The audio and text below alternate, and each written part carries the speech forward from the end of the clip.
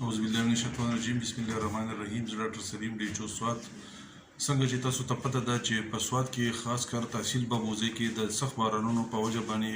په تحصیل بابوزي او خاص کر په منګور کې سیلاب راغلی ډېر نقصانات کړي دي موږ په هغه غم کې د خلکو سره شریک یو خو زه د دې هوا صحت په حواله سره یو څه خبرې کول غواړم کوم ځای کې چې سیلاب راشي د هغې نه وروسته ډېرې بیماریانې خورېږي او یو وبایي شکل اختیاروي نو زما خلکو ته دغه درخواست دی ځکه چې زمونږ هغه ډوبو هغه ټول سیستم چې دی نه هغه درهم برهم شوی دی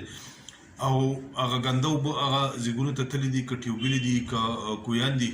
نو زما دغه میسج دی چې تاسو خاص کر د سکو اوبه چې دی نه هغه استعمالوئ نو هغه خوټ کوئ او بیا څکئ ځکه په ټول سوات کې د هیزې د وبا تېره شوې ده تحصیل بابوزي زموږ بچ پاتې شي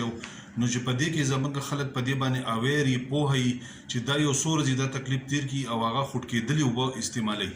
بل ضروري خبره دا ده چې زموږ پولیو کمپین روانو او پولیو قطرې هم ډېرې ضروري دي نو د سیلاب په وجه باندې په بعضو علاقو کې هغه کورونو نه خلک بې بله ضروري خبره زه دا کول غواړم چې څنګه تاسو ته پته ده زموږ پولیو کمپین شروع دی نن یې درېیمه ورځ وه نو د سیلاب په وجه باندې